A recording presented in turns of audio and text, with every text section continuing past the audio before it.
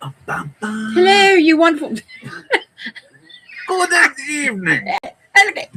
This is Britain calling. Britain calling. Yes. Hey. Yeah. Well, look, they're all in there, Yeah. mate. Well, they're all in there. Hello, Ground Fog, John, Gary. Oh my God, where are I gone? Bill, Walk, and Dan. Yes, we got 24 today. It was 34 yesterday. It was 34 the day before. No, 35 yesterday. 34 the day before. 33 the day before that. So we're feeling a bit cooler today. That's a disaster here. Hi, Free Dog and Matty. I've left young Mick and with Andy B. With Look, Crothers. And Willow is being very patriotic today because Yes. he's on his in honour of Armed Forces Day. Yes, the Willow is he's wearing his Union Jack. Hi, Stuart. Because you're a good little dog. Yes. Yes, right, now get down. You smelly little dog. You smell of foxes. Yes, the fox is weeding our front garden and Willow has found it and now Willow smells of foxweed. I punch your bloody lights out. I went, I smell foxes. And I went, uh-oh, yeah. Stop me, you bloody hooligan. Yes, one has his tail up, his wind up his butt today. Yes, he rather does have his. Like Kiwi and Angels. The draft is blowing. Yes, on his right up his back end, and he's full of it. Right. So, hope you're all great. Hi, Trina. There we go. Yes, it's too warm for that sort of thing. Get the airflow to the noggin. Yes. Yeah, right. I think that's what he's after, actually. It's the hat. It's the hat. So you did 2 miles and had a cookout. 2 miles and a cookout. It's really good. I mean, you could have just gone into the garden and had a cookout. But good on you. Yeah. Good on you. Hi, Jason. Right, I will ask all those guys of you in blue, the gunners on the beams. I put up a short today, which I think might call us in a troll or two tonight, an anti or two, because I made some statements on it. Yes. I professed my loyalty to my brethren forces, and I may have sent a little bit of a at the media and the government. Yes. Only a little one, though. But I mentioned the channel, I mentioned the live, so won't be surprised if we get a troll or two. We had, I think Bruce Dickinson was there from Iron Maiden, was at the Forces Day today, because yesterday he was at RAF Odeon. Yeah. And he was having to go on the simulation, the shooting and the helicopters and that. So, yes, I used to work very closely with RAF Odeon. Yes. Yes, I did in my previous job. Yes, there was some rather nice chaps there. Yes, he used to bring me lots of nice things. Yes, Caroline, could we please land a helicopter at such and such? Of course you can, my love. What do you want? A Merlin, or do you want a Chinook? You know, whatever you like. Yes, whatever you like. Yes, you do what you want, chaps. Anyhow, and I was going up in the helicopter, but the boss said no. I had organised it and everything for us to go up in a Chinook, and boss is an arse. What an arse. I think it's because he wasn't invited. So Mickey tonight is on the Thatcher's Katie. Kaz is on Iron Brew and Water. She's been a good girl tonight. Yes. Look, there's monster on me. Yeah, she's gone very Scottish tonight. Yes. With the red hair and the Iron Brew. It says Nessie Nectar. Ooh. Because it's an extra one. Ooh. There we go. Chinooks are amazing. Not my favourite form of transport, but I've been up in a few helicopters in my time. There's a bit of you in a helicopter that goes, wow. There's a bit of you that goes, blimey, is that bit supposed to fall off? Yes, it was sad news that we had earlier about the plane crash in France with nurses on board. They were doing a charity jump, and unfortunately the plane crashed and they all didn't make it. This pilot Yeah, and that. everybody Yeah. lost their lives, unfortunately, and in sight of their own families. Yeah, which is, their families were there to watch them do their. I can't imagine how traumatizing Yeah. that is. But hey, my heart goes out to them. No, I don't fly full. Yes, straight out of the A-team. I've basically been dragged onto pretty much every form of flying object possible, mainly because Mickey would go kicking and screaming or quietly sulking. Mick does not like flight, does not like heights in any way, form, or manner. Yeah. And that is why my friends in the RAF thought, or the Army Air Corps in actual fact, thought absolutely hilarious to stick him first one out on the stick and let's fly with the gate down. Oh, yes. Yeah, still, we'd heard that there'd been, the parachuting lot had come down. And about an hour ago, wasn't it? They released the fact that it was nurses. Yeah, it was 5 nurses on their very first Hi, jump. Gary. 5 instructors and the pilot. So I take it, and I may be wrong, but I think it may have been set up as a tandem jump. Because there were 11, charity. that was the pilot and... Yeah, and everybody lost their lives. And like I say, my thoughts, prayers go out to their families, friends, and the people. I can't believe some of the fools were on the internet were saying that, they got parachutes on when they jump. Really? Yeah. Too early. Yeah. Yeah, it's not an easy thing, is it? No. Anyhow, on to more cheerful things. The weather's broken. Woohoo! For a week. So we're getting a cooler week now. We're going to have a cooler week, and then it's going to start building from the weekend. So for those of you that are looking for a period to get out and do some major exercise and that, this week's probably going to be your best bet. Those of you that I know there's some crazy people out there that absolutely adore it once it gets up into the high 30s. And I've basically, in all honesty, 61 years old, I've been sheltering. I've been taking it easy. I've been looking after my health, staying in the cool, keep the fans going, got the fan going tonight. Yeah, I noticed it different today because it's 24 degrees. I did washing, I've put washing out, I've been out in the garden, I've taken all the fairy lights out of the inside of my black bird cage because they weren't working. And I put all new solar fairy lights in that, so that's for tonight. I've been really busy. I went and drove through the great joy that is Reading City Centre to go get some metal. Yeah. Picked up some metal so I can make a couple more squirrel cookers just in case anybody wants one. I found a lot as well for a $5. Brilliant. I'll grab those. So some bits for squirrel cookers, and also I'm going to make a couple of little folding cook sets. So yeah, bits and pieces like that. I don't know if I do videos of making the cook sets. Yeah. It's in people are interested. Yeah. Cycle ride this week, Andy. Nice. That was exhausting. Yeah, they said at the end of the week it's going to go back up to silly levels again. Yeah. Walk off dating. Yeah. It's I know that feeling. So I've got some more feed if you want them. It's good. God full of the Katie. Can you undo my? I can't do my fingers. Certainly can, my love. I should point it over in that corner. Crack the can for you. Thank you very much. Yeah, I did. I had all the intention of. I had so many jobs I wanted to do, but it just no. Yeah. No. So it's been one of those heat domes here now. We got a week with a heat index above 40 degrees C. Hey, summer's just started to get hot in August here. Mate, my heart goes out to you. We basically almost hit 40 in places here. I was down on the Isle of Wight, which normally is quite breezy. I mean, 36 miles long, 16 miles wide, sits in the Solent, a couple of miles offshore. Normally it's got a bit of a breeze. Even my mum said normally it's quite nice. First day there, the air stopped moving.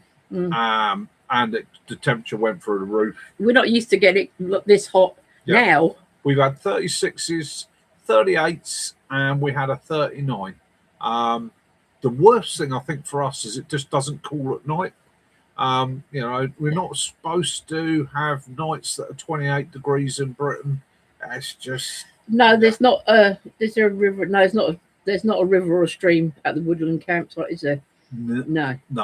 Gary, you actually brought up something I mentioned to somebody. So this week I had somebody who sat there Pub and chemist. and was talking about they were a civvy that was knocking the military and that, and whilst complaining about the heat, and it was the 36-degree day, and I just looked at him and I went, today, all over Britain, all over the world, there are servicemen running around in their packs and their weights.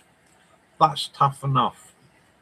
There were guys, 40, 45-degree heat, carrying 120 pound in weight, plus ammunition, plus weapons. Plus it's a different sort of patrolling heat, isn't it? day in, day out, under fire by night, sleep deprived, under constant stress.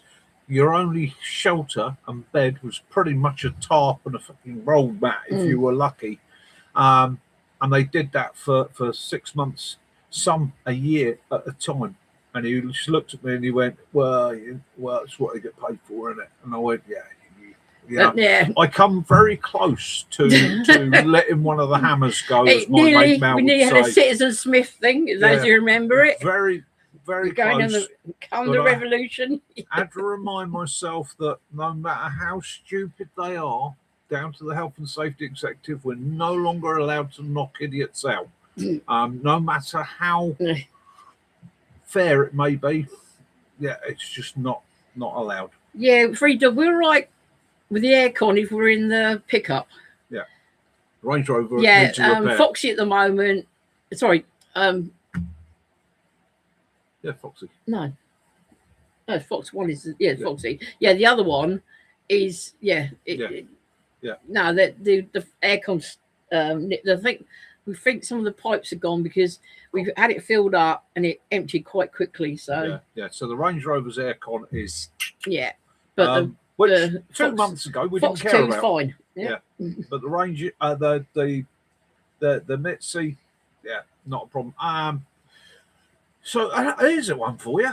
If you're on the motorway, you can tell on those really hot days who's got aircon and who hasn't at a distance. Now, this is an interesting thing I noticed, and I worked out in my travels this week. People with aircon in the summer slow down. They have their windows up, and they're thinking to themselves, if I get to work an hour early or get home an hour early, I've got to get out of this car into the heat. People with no aircon have got every window open and driving like absolute lunatics, trying to get airflow in there and get there as fast as possible. So, I see today that they were saying, the RAC was saying that that if you have your aircon on, you could end up fined, because if you sit in your car with the aircon running, your aircon on, and your engine is running, but you're actually just sitting stationary for any length of time, they can fine you for polluting the air. That's a new way of getting extra money. How about that? I'd like to see where they are or where they get when you have things like the motorway where we had that big blockage on the M25. Yeah, well, everyone was 10 people ended up in hospital. I'd love to see the idiot that would have walked up there and told people to turn their engines off. Yeah, there are 10 people go down with heat stroke and that, and ended up in hospital, didn't they? Because of that. Jace, that's a Jeep thing. That's like old Land Rovers. Yeah, Land Rovers and Jeeps. They're owners. They're like Labradors. They got to stick their head out. Have the wind hitting their face. Yeah, Gary. Yeah, exactly that, mate. That's a good boss. And let's face it, in the UK, how often do we actually need that aircon? How often do we actually use it? I think this is the first week I've actually used it. Steph's just had his aircon running outside the house most of the week. Don't blame you, mate. But again, it comes to a common sense thing, doesn't it? At the end of the day, you're going to get heat stroke or you're going to keep yourself cool. You can keep yourself cool, my friend. Take it. Andy, don't worry about my. Hey, Mike. My scooter down at Bear Down, because you haven't met Blue Moon yet. Blue Moon is my big scooter, and she off roads. Yeah. The old version of it I went across a flat ploughed field in that, didn't I? Yeah, it won't have a problem down No. there at all. Yeah, the bear down. We think we're going to be doing sometime in Hi, early Mike. autumn. I think we'll be hitting that for September. I'd Game for you tonight. What's in your sack? yeah, that's got 2 weeks. You got 2 weeks. Is it 2 weeks? Yeah. We've got to check the tent out before then. Yes. Yeah, I've got. And September, we just have to look at dates as well because you've got so much coming on in the next few months. Kaz is right. In this next week, I need to sort out doing a video. I forgot all about that. You coming? Yeah, but we'll discuss it after. Okay, not a problem. So, walk my sack, my business. Oh, you loved it. Thank you, Mike. Cheers, Mike. Cheers, mate. Pre-watch it. Exactly, Andy. Yeah. So there's my sack. Yeah. The thing we've got 2 weeks. I'll give you some guesses as to what I've got in my sack. Now. Plus, you've been approached by another company. We have. So we've got some more.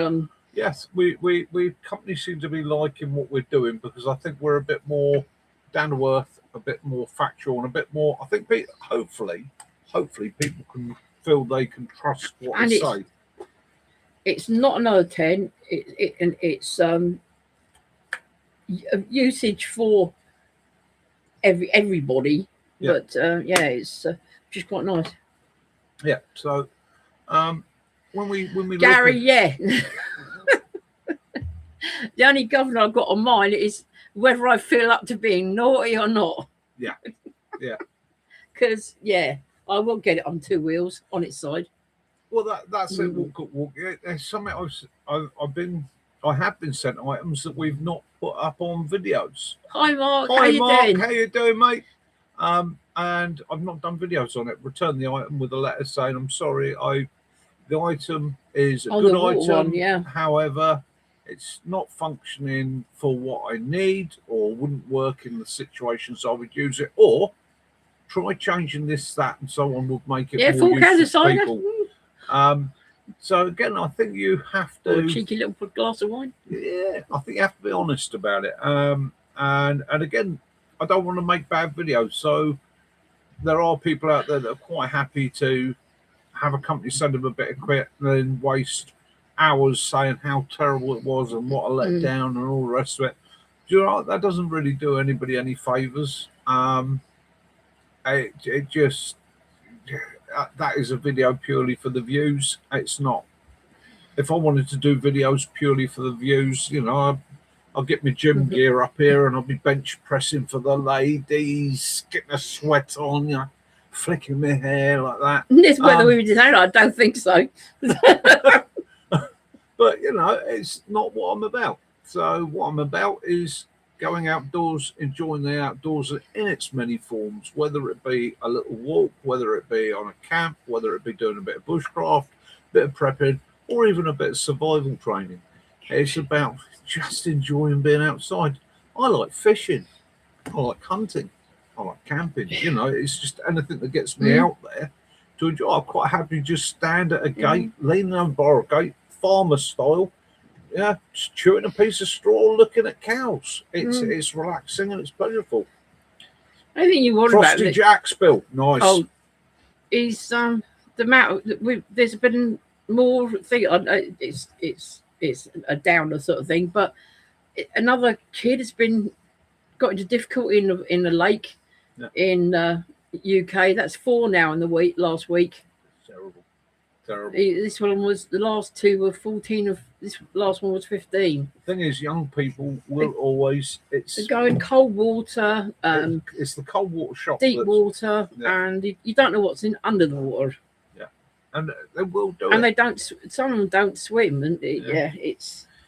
Gary, interesting question. Out of curiosity, what makes companies contact you promoting their products? Sorry to be blunt. I don't know, to be honest with you, mate. I think, from what I've gathered, speaking to Reactive Outdoors, they actually watch people's videos. They've got guys that actually sit watch people's videos, look at the channel, go through it. So if there's any of you guys from the Active Outdoors watching, thank you very much. And they look for people that they think are the right people to promote them. Then Mark's like them too. Yeah. Then we got a very nice email from them saying, "Hello, Mike, Kaz, or hello, Hampshire Outdoors and Survival. We've watched your videos. We liked this video, this video, and this video. We've got an item of equipment. You know, this is what the item is. Would you be interested in doing a review on it?" And there is no, do a positive review. There's no do a script. But one you have to watch out for, the ones you do have to watch out for, and you get at least 1 or 2 a week, is companies saying that they can build your the amount of people you've got visiting your YouTube, and what they're doing is they just want to make money out of you, take over your channel, that sort of thing. No, so they go straight in the spam box. There's 2 companies or two scams going at the moment. One is that, like Kaz says, they will get hold of you.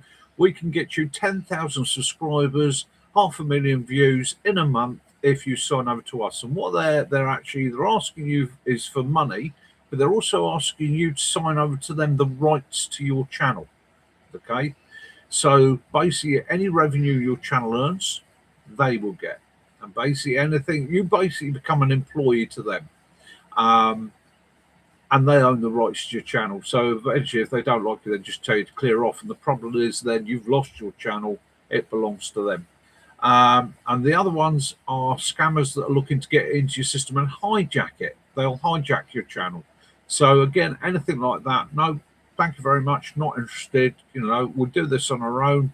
Yes, it builds it slowly, and I've no doubt there are a few legit companies out there that are genuinely helping. He might not have a big subscriber base, but it's kind of for 4 years that is doing well. Some people can have it done for like 10 years, and they've only got a couple of hundred subscribers. But it doesn't.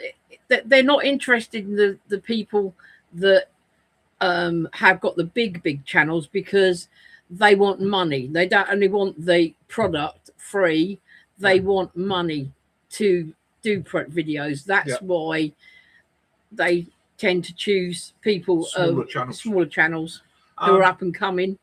3 tips I can give you: if you've got a channel and somebody does approach you, look at what the item is, look at what the company is, look at do your research, find out, is it a company you think's ethical? Have a look at videos other people's done. You know, is it a good bit of kit? Are people saying it's good, or are they saying it's rubbish? And then make your own mind up, but be honest about it. Do your video. Most of the companies will ask you to either let them know when you've uploaded the video so that they can go and look at it.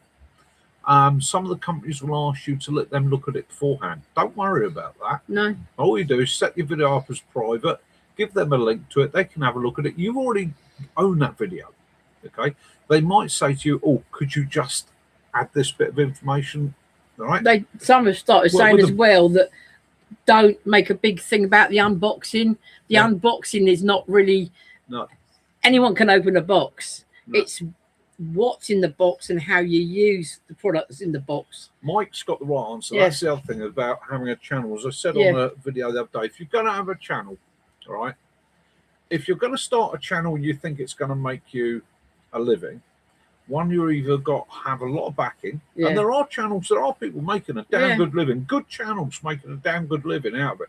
You've got to have the backing and the money put into it to begin with. You've got to have the editing team. You've got to have the correct suites. You've got to have all the right cameras. You've got to be able to pay somebody that's going to spend days out filming with you, and you are going to dedicate a week to every video, because there's a lot of work to it. For me to make a video, those 25-30 minute videos you see here on this channel, so that is invariably I get up in the morning, spend an hour or 2 working out what kit I'm going to take out with me for the day, and then I go to the woods.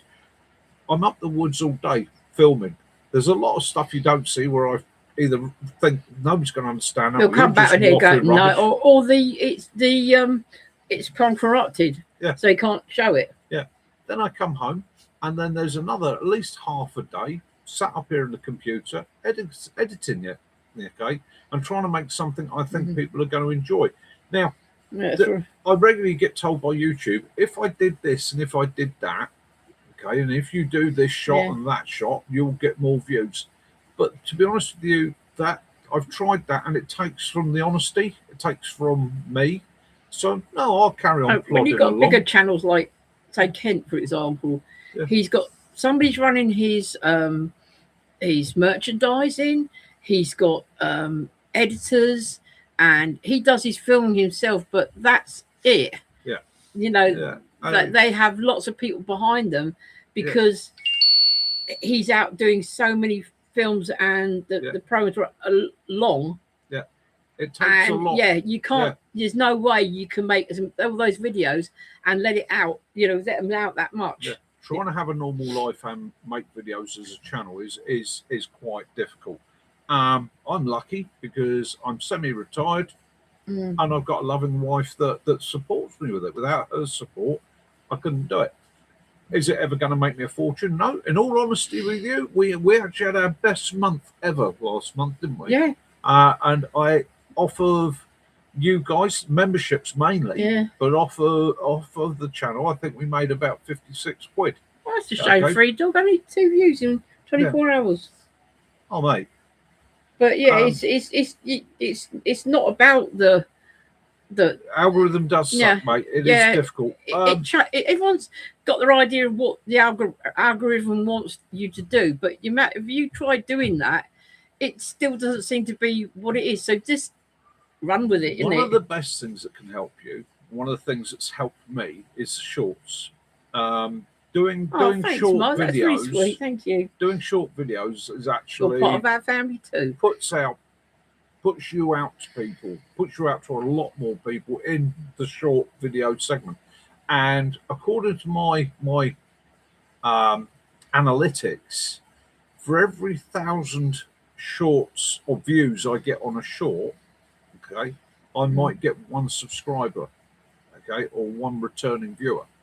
Now, that looks like a pain in the arse, but if I get the same equivalent well done, Katrina. A full-length video, there's a lot more effort. But a short, and to be honest with you, the shorts, just be yourself.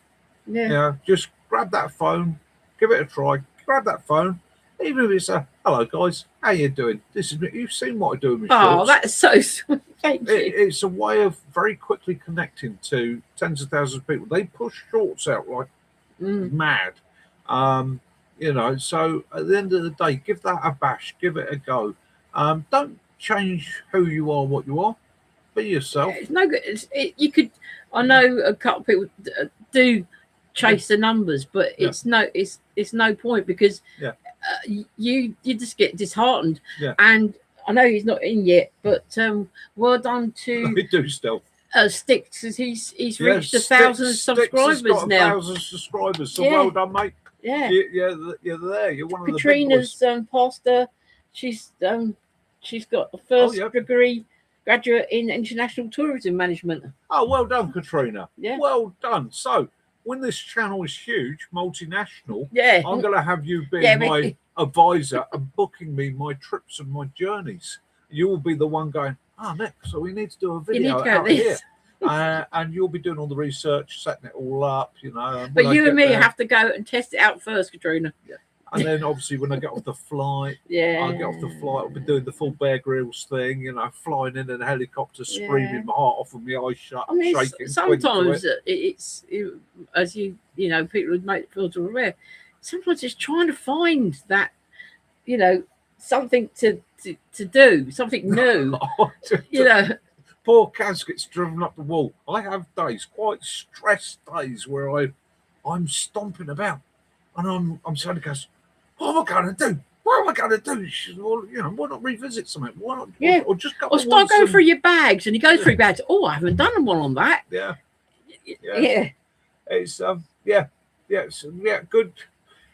At the moment, it's no news is good news with my son. So it's like that. So please don't worry about that. It's if you make longer videos, you make longer videos, and that's the secret. Do the YouTube for you. Like Mark was saying, he said hadn't got sometimes you're not feeling it. If you're not feeling it, you're not going to do it. It's do it for you. That's the secret, really and truthfully. I get so much pleasure out of making a video. I enjoy the whole process of thinking about it, going out, and obviously being out there is a pleasure. And put the bloopers in. Yeah. It's the fun things. We've had several people before who said to me, I wouldn't put that in. I would have taken that out. Well, it's the same as us sitting there watching Fail Army. The reason why we're watching Fail Army because we're watching to see what stupid things people do. Like today, he had a rewind one.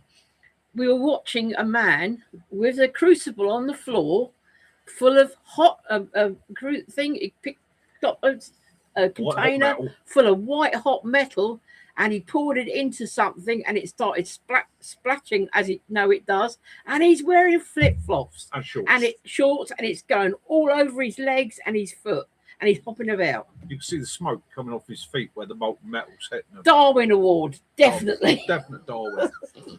So I try and make my videos a bit of everything. Yeah. It's not all one thing. Hi, Chelsea Wanderer. We've got walking on there. We've got military kit. We've got civic kit. We try and do a bit of everything. I mean, the bag there, 45 litre dismounted close combat commanders / medics bag. Great little bag. It's very boring. It's only got 2 external pouches on it as a standard. But again, it can be modified. You build your kit for your own. It suits you. It's Should I do a bit on what's in my sack? Yeah, a new one in. Cheshire Wanderer's in. Cheshire Wanderer. Hiya, mate. How you doing? Yeah. Yeah, I was watching. We were watching your one with you were because you watched it on the TV downstairs when we were watching it. You lighting the fire with the fires with your Alfred's cake. Cake. Yeah. So Mark, you can spend hours and hours. I spent hours recording stuff, got back, looked at it. It's either the SD card's corrupted or when I first got the mic, regular one for me was go out, do a video. I'd have all the mic plugged in. I'd forget to switch on one of either the receiver or the transmitter. Come back, no sound to it all.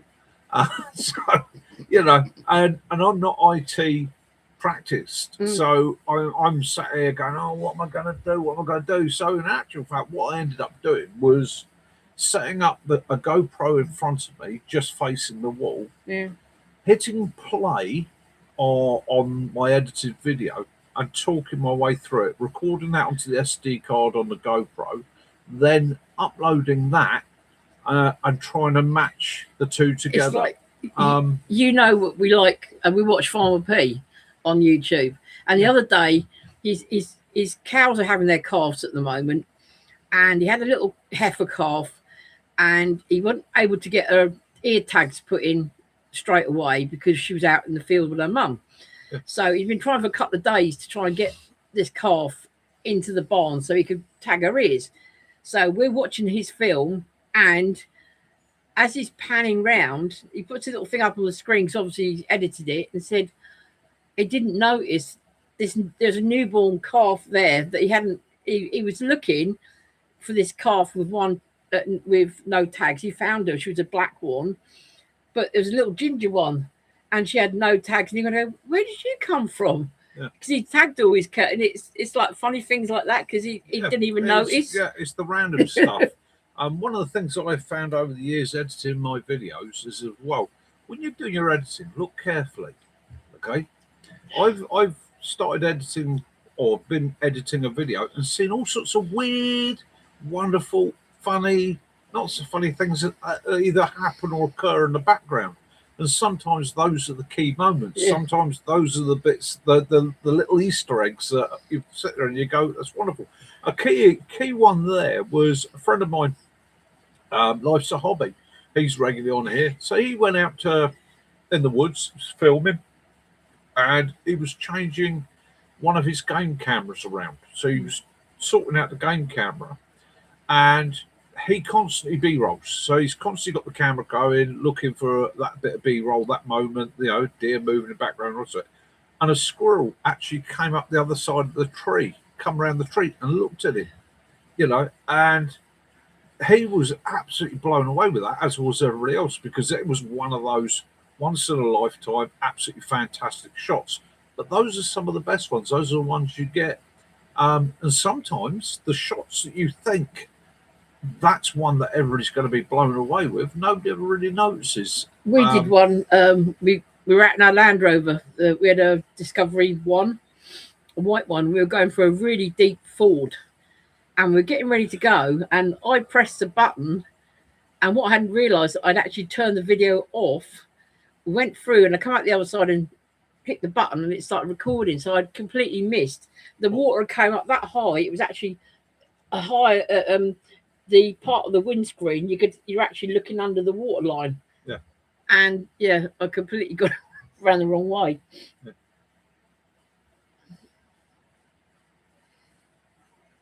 Oh mate. There's a Mary and Michael ley line that actually runs through Avebury. That's where they come down through, and you can do the dowsing at Avebury stone circles. And it'll tell you where the ley lines are. Evening, Ray. How you doing, mate? Oh, it's been awful, hasn't it? Hi, Ray. So yeah, it's one of those failing to turn the camera on or getting out of sync with yourself. So, and I've done this one where you start thinking, all right, I'm going to get multiple angles on this video. So you do your initial bit, and you think you've turned your video off, and you haven't. So you change the angle, hit the button again, and you've just killed the video. You didn't look for the little flashy red light, and you're sitting there doing everything. And so now you're out of sync. So every time you go to move the video, you actually hit record, pick up a nice shot of you moving the camera and also putting it down, getting the angle on that, and you hit it again, and you're stood there doing your file. Like, I've done whole videos like that. I've come back and uploaded 4 hours of footage, and all I've got is like 16 to 20 shots of me moving the camera. Every bit of footage that I thought I recorded, I hadn't. And that is teaching me to slow down. This is the thing. I sit there and I just go, right, if it's going to go wrong, it's going to go wrong big time. Yeah. Yeah, it's... Oh, mate, always have a talk. Always have that. This is one of those things, isn't it, Jace? Yeah. It's one of those. Always have that backup. Always have that. Even if it's in the vehicle, the vehicle's a mile away. It's all right. You're not bodily carrying it, are you? But it's in your vehicle, and if it's in your vehicle, it's like Owen has Life Toy has his forget me box, and it's a box. There's all sorts there's like hair bands in it and batteries and all that sort of thing. Have a box like that you don't necessarily need the stuff all the time, but if you might want it and you've got it. Well, it's go bags. Okay, it's like having extra food in the car, isn't it? Yeah, but don't leave it in the car. Always got the go bag in the car. All right, even when I'm going to see my mum, I'm doing the most minuscule things, the safest journeys. Always a go bag. That bag I took with me this weekend or this week, 3 days on the island. I'll tell you how in depth I go, down to the point where if I had to walk home, I could. Me and Kaz even had an emergency plan. She knew if everything went wrong, how long it would take me to get home, how long it would take me to cover those 50 miles, how soon I'd be home, and what to do meantime. We've been warned of power cuts and water shortages. Certain parts of the country had water shortages, and we had a certain area in Farnborough that was without electricity for 2 days. Yeah. So I knew where, obviously in the man cave, I know where everything is if I need it. And he'd also done me 2 big water canisters downstairs. So made her self-sufficient, so I didn't have to worry about her. I could concentrate on me getting home. Now, I picked up an item last week, and I don't know what I think about it, to be honest with you. Now, water is essential. Okay, so I actually picked up, and I picked up the 3 litre. Good idea, Mark. Good idea. Up-to-date issue 3 litre water bladder. Now, this water bladder, this one's full. It's a good system. Zipper and Velcro. There's the bladder inside. Goes inside the bag.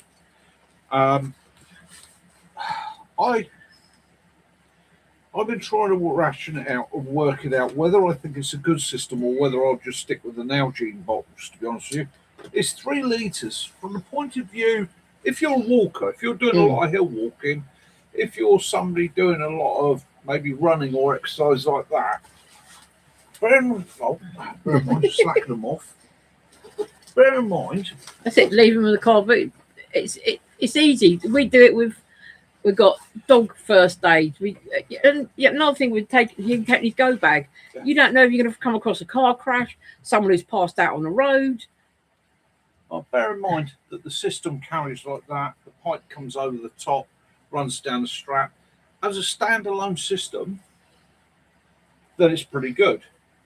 But I've tried to set it up in my bags. Now, from my military friends, Jason, the top tip is to take the bladder out of this and insert it into your back of your bag and run that over your shoulder, roll this up and put it somewhere else. It's 3 litres. It's quite heavy. It does work very, very well. It's got to be cleaned regularly, but it is bulky. So, do I like it? I can't make my mind up whether I like it or not. Good evening, Mike from Minsk. How are you doing? Yeah. How was your 3 weeks? I think what this is going to go for me is on the back of the driver's seat of the car, with that just thrown over the seatbelt, so that I can have a drink as I'm going along. But yeah, that's just a... Hope you had a wonderful time in the Urals. But yeah, it's always a good idea to have. I know, as you said, Jason, you can't really keep things in the car because of unscrupulous people. But yeah, we tend to take, when we go out, we take that extra bag. I mean, even Willow's got his own bag.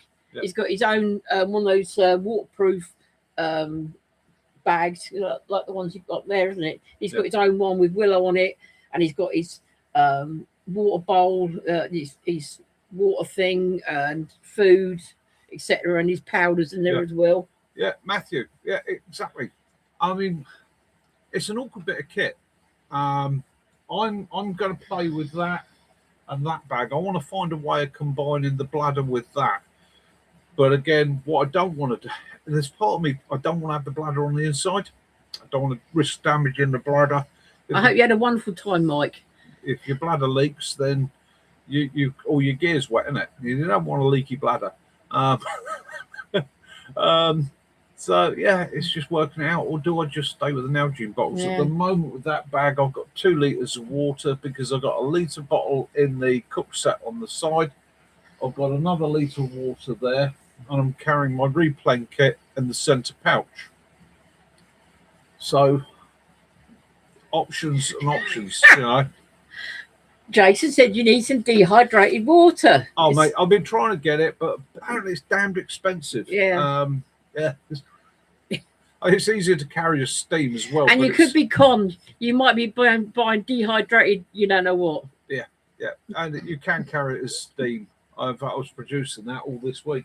As I said, all you got to do is sweat in the side of a little tent and have the water, the tent sides or the tarp sides with the bottles or, your meal bank bags each at the bottom of them, and there's your water supply. Collect that sweat. Yeah. Yeah. So I know that, John, you're very impressed with the Millbank bag. What's that? I can't remember. Right, so that's Forest Fundamentals. Was it Forest Fundamentals? The bladder itself, the pouch that the bladder sits in, has lots of clips on it and that, so that it could be clipped to the bag. It's too wide to go on the side of the bag, which would be the ideal thing. You could balance the weight at the opposite side. You could clip it on the back of the bag, but then you're going to put the weight as far away from you as possible. It's going to tip you over. I'm going to what's on that brand new, Ray? I'm going to have a go at clipping it on the top to see if that works, or maybe even underneath, because the pipe is pretty long. The bag, it can. And this is a 3-litre bladder. So one of the bonuses is the amount of water you can carry. But let me just thread that back through there. I know it's bad when you got for pastry and bread making if it's too hot, but I suppose yes, it's yeast again, isn't it? Brewing. There's the bladder itself. Now, the bladder itself, I do like. It looks like those solar showers. Yeah, it's a 3-litre bladder. Okay, and I do like that. It's sturdy, it's strong. So that is that would be a definite find from the army surplus store. But again, the problem with these sort of bladders is it's just a big plastic bag. Jason, can I come over? I love anything with cinnamon. Yeah, my big concern is always damage that bag. That's all your water gone. Yeah. Okay, so one of the bonuses with a Nalgene bottle or a water bottle is that how sturdy they are. So, and you think that's quite a bulky thing. So you put that inside your bag, your rucksack.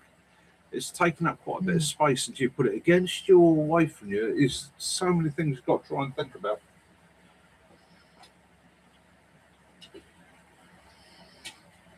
Yeah, John Roller.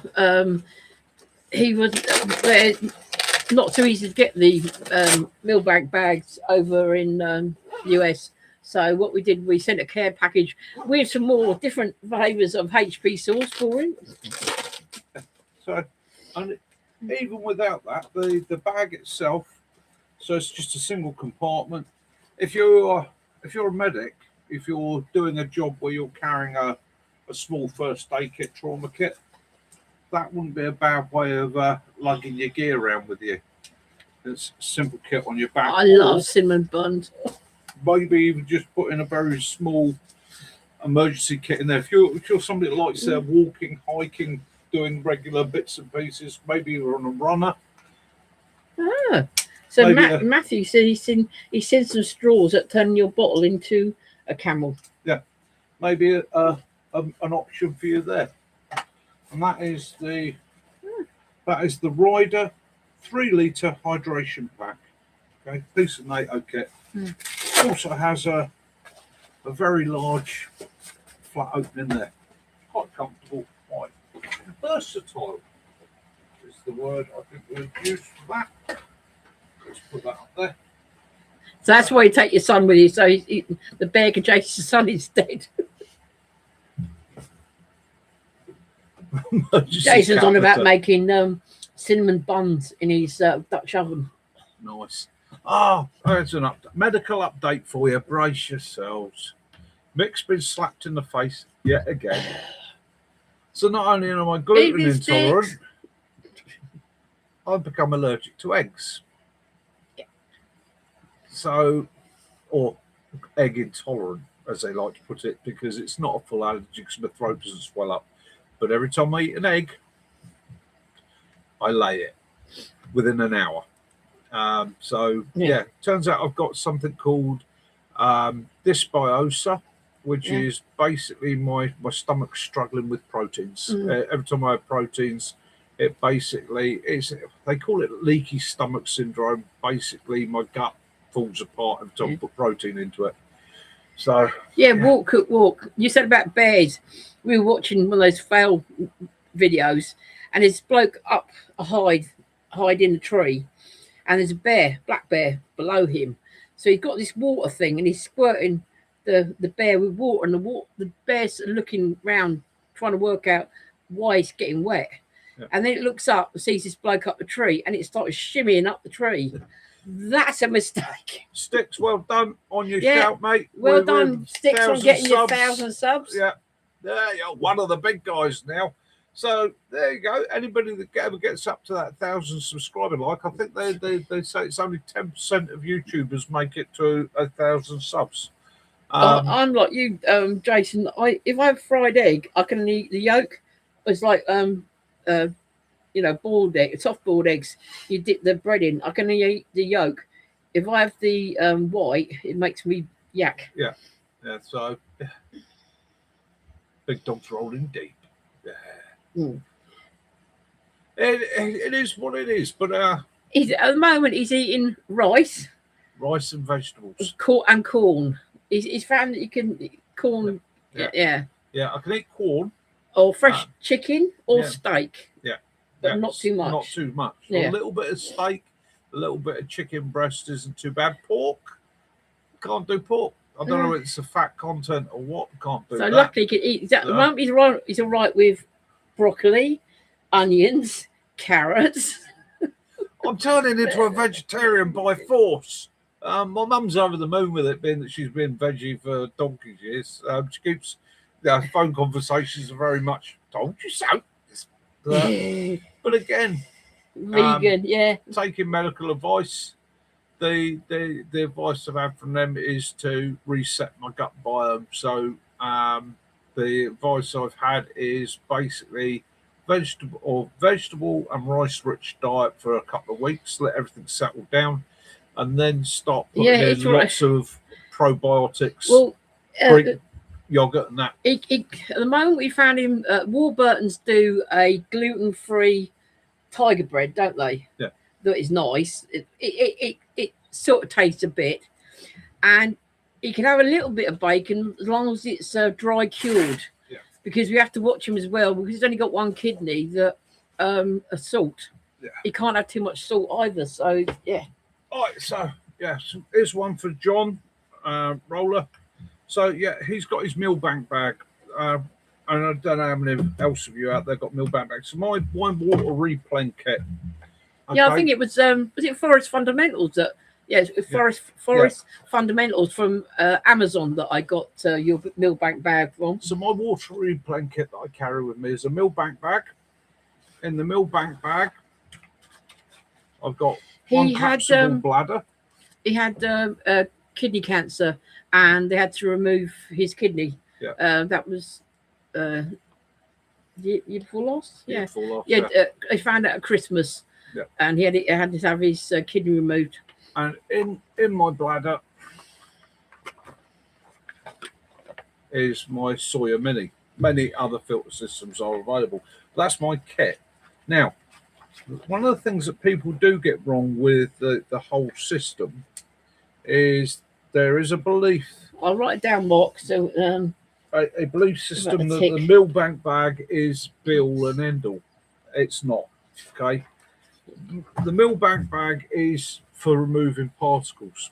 Okay, it's great for getting out all the silt, sands, leaves, small insects, things like that. But the secret to the meal bank bag is to soak it. Okay, now you're not bothered.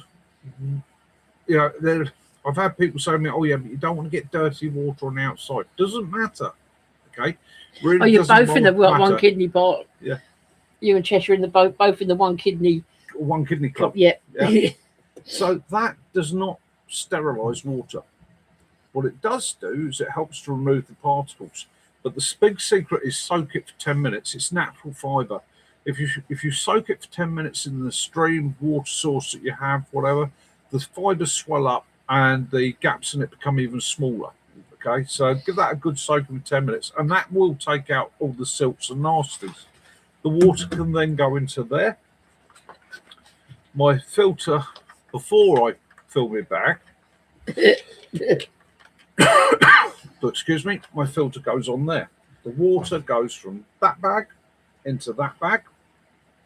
Okay, and I can then, if it's a reasonably trustworthy source, I can take the water from there. But what I'm inclined to do is when I get to camp, base, wherever I'm doing, is undo that, stick my mug or whatever I'm gonna do my brewing underneath, and boil my water as well. And I boil the water between 6 and 10 minutes. There's all sorts of sayings out there. There's people saying to me, "Oh, you only need to boil it for a minute. You only need a gentle boil." No. Boil the hell out of it. Take it from somebody who has been all over the world. Boil the out of it. Okay. You are protecting yourself. You are protecting yourself from parasites, bacteria, viruses, and all the rest of it. If you slip up and you only boil it for a short period of time, a minute, and you don't get it hot enough, it only takes one tiny little protozoa, virus, bug to make it through the system, and you're into a world of hurt. For the sake of an extra 5 minutes, and a really good rolling boil, okay? Or if you can afford it, 10 minutes and a really good rolling boil, okay? You're guaranteed it's safe. So really and truthfully, it's that old saying of laziness kills, or people rushing the system. It's one of the reasons I tend to have a lot of tea and coffee, hot chocolate and things like that with me when I'm out on the travels, because even taking water from the tap here, putting it into my Nalgene or my water bottle. Our kettle is really bad down. You know, we've got so much hard water around here that we get lime scale. But yeah, Mike, I can understand why people do stop eating meat because of the way they're processed. We get our beef from a beef farmer, Farmer P, and we watch the animals grow, and they go to a slaughterhouse, and it's a proper process where they don't know anything about it, and that's it. Yeah, you can run it through the washing machine. Don't use any detergent. Just run it through a good hot wash, and what does that loosens the fibres up a little bit. But I found over the years, all I've ever needed to do with mine, when I first get it, give it a good soak, good hot water, let it air dry, and then when I take it out, literally gets a good soaking, and it gets a good 10-minute soaking, give those fibres a chance to expand. If you use it straight away, dry in an emergency, it's going to take out some of the or majority of the bits, but again, you've got slightly larger gaps in there. Mark asked, has anyone been bitten by Gates tick? A Gates tick. A Gates tick. I couldn't tell you whether it's a Gates tick or not. I don't know a lot about the various species of tick, but I have been bitten by plenty of ticks. We've had situations where, when I was a youngster growing up on the farm, we'd go bailing, and in them days, square bales, you throw them up on your shoulder, lift them up, chuck them up, and you come home at the end of the day, and your back, shoulders, under your armpits would all have to be checked, and you would have, those 5 or 6 on you. They've got the brilliant tick pluckers, isn't it? Yeah. I got some from Temu, and it was 50p for 3 different sizes.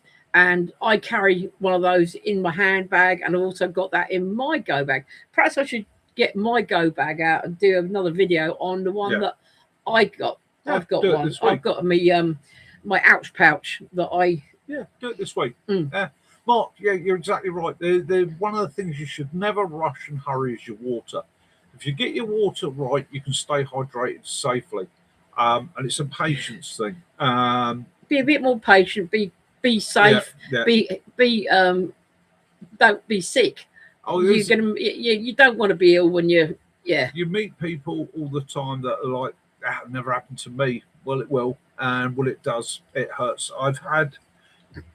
I have been in situations where I have drunk water from the grottiest puddles you've ever seen out of necessity. That won't surprise me. That's the sort of thing that old veggies are doing at. But water. Take time with your water. Be careful with your water. Water is treat it almost like a sacred item. You know, in your storage. Again, the old army black water bottles, absolutely brilliant. Don't allow any light in. Less likely to get algae in them and all the rest of it. How many people actually seriously dry that bottle out? And I mean, don't just come home from camp. No. It's empty, chuck it on the side. My routine is I come home from camp, that bottle gets opened up and it gets put on a towel, and I'll leave it there for 2 or 3 days to 100% dry out. And that stops anything building up in there. It's the same thing. You wouldn't go out and take your tarps and tents out and not dry them out properly because they're going to go mouldy. How many times we talk to people about sleeping bags? Yeah, sleeping bags. Why do they air them? Even if you stick them on the boiler, over the boiler, and leave them there for a week, because you're hot, and even if it's a cold weather, your body's sweating the same as hot weather, and then you're rolling it up and leaving it to the next time it comes out. It's not a good thing. No problem, Mike. You take it easy, mate. Get your head down, have some rest, and I'm glad you had an awesome trip. You had a great time, and he's in the countryside at the moment. Oh, awesome. 6 days. Very nice. Enjoy yourself. Have fun. Yeah.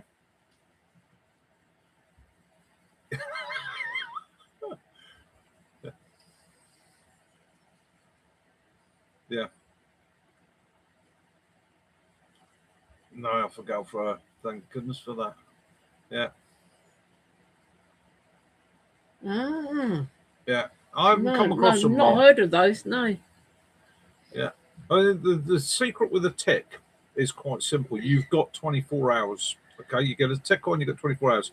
How a tick's digestive system works. So can I borrow your page there? Yeah. In actual fact, no, I'll do it up on the board. Oh, teacher Mick now. You should have the hat on and your stick. Get this and there and there. Creates there. Right, so we have the body of, I don't know if you can see it. Yeah. There's your body of your tick. Right, so his mouth parts, which I'll draw slightly larger here, if I can get the pen the right way round. Yeah, darker.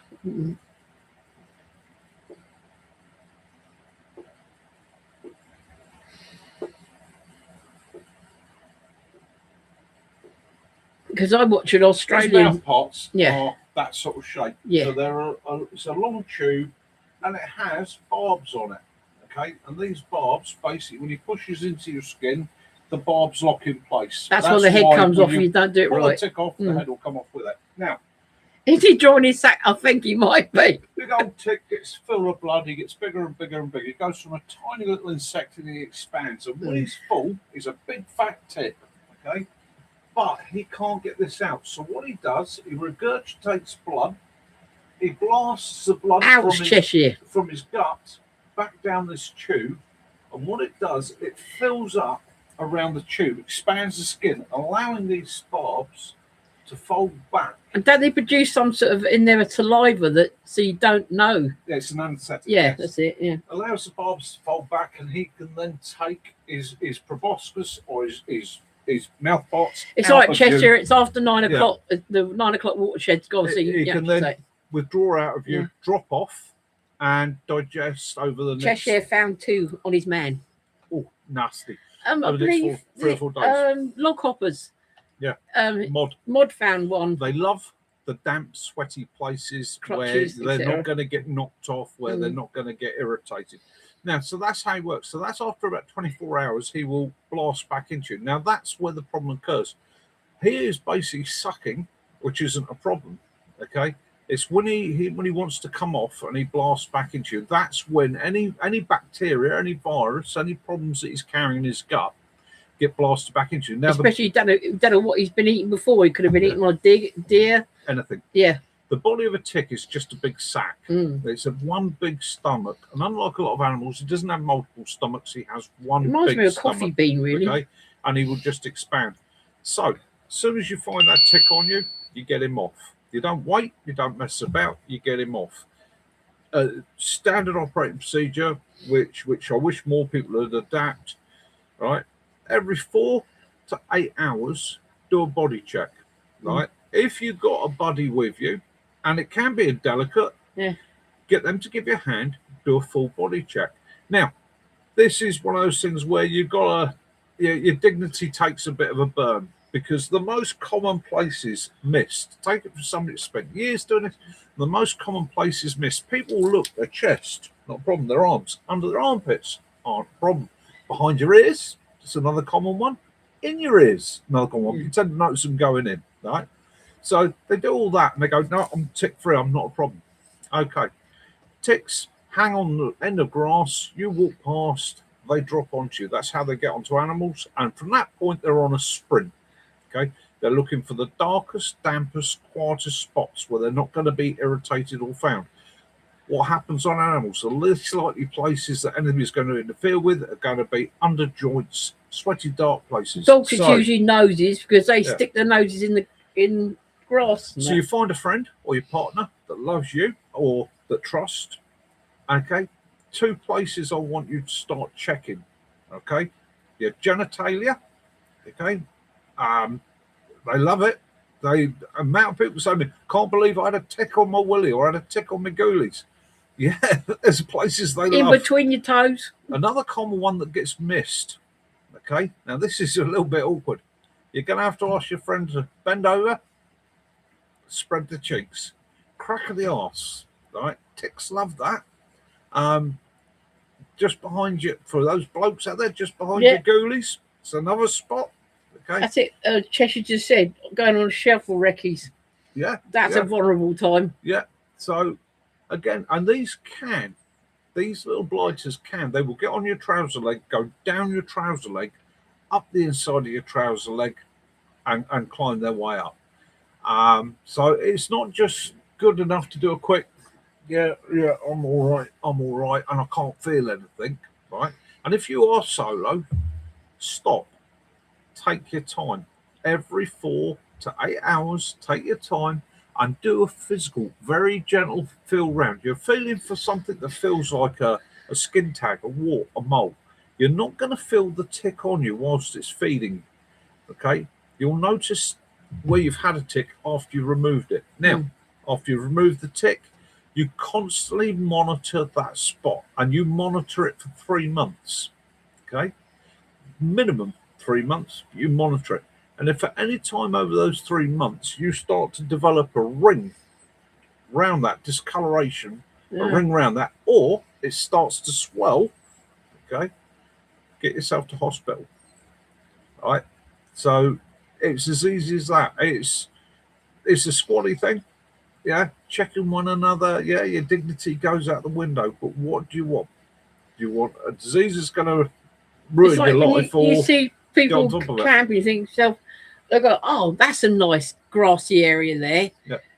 No, you want to go for a bare under the tree area, because that grass you're going to put your tent in is just waiting for you to walk past or lay down near it, and then you're going to be dinner. So at the end of the day, it's one of those things. If you're going to go out regularly, you've got to put a little bit of circle around pen. That's what a little bit of dignity aside, and look after one another. You know, if people do go down, they do with disease, and it's not worth it. I mean, obviously, you've got to be a bit discreet. You've got to develop a bit of trust and a bit of care. But when people say to me about survival programs, Naked and Afraid, yeah, that's the one for me. Right? It's not because you're running around naked. It's just it's a lot easier to keep one eye on one another when you are in that state, because common things that people miss, small cuts, thorns, splinters, things like that. Look, you can get anywhere in your body, become infected. How many times have you had a small cut on your hands, and it's only sort of a day or so later you notice it's all swelling, getting a bit pussy, and you're thinking, oh dear, what have I done there? Got an infection. Now you move that to your lower legs, which how often do you look at your feet, check your feet, or your back? It can even be something like your rucksack rubbing. I mean, anybody remembers the old metal frames rucksacks? One of the reasons you won't find me with an Alice pack. You can remember how they used to rub you across here, how sore it could become. So again, keep an eye on ticks. All can these give things. You Lyme's disease, malaria. It all depends where it is you're at. But it's pretty much any of the parasites, many of the pathogens that if another animal's got it, that tick can transfer it. It's pretty much anything that's blood-borne. Okay, mosquitoes again, very very similar in the threat and risk. If they've been feeding on somebody that's got an illness, they feed on you. They release exactly the same method. They regurgitate to release. So again, you keep an eye on those bites. You also keep an eye on yourself. One of the givens, if anybody in your team starts developing flu-like symptoms, okay, and when they say flu-like symptoms, muscle aches, shivers, sweats, fevers, nausea, okay, that is index. The mission is over. Let's get this person to hospital. It's index. And the same thing for yourself. At any time you ever start developing flu-like symptoms, right, and it's outside the flu season, especially those muscle aches, joint aches, cramps, the shivers in the back, get yourself checked out. Okay, index. Yeah, I mean, John is exactly that, mate. If you love somebody, you love them. It can turn into a pleasurable experience checking your loved one. So, It's the same as going on your shovel duty and backing into a flipping hawthorn bush. Yeah. You know, those hawthorns are well known for making you. Hawthorns and blackthorns, Yeah. right, are really prevalent for infection. In fact, nearly every thorn is capable of giving you quite severe infections. If you think about it, it's a bush. Mm. It's a prickly bush.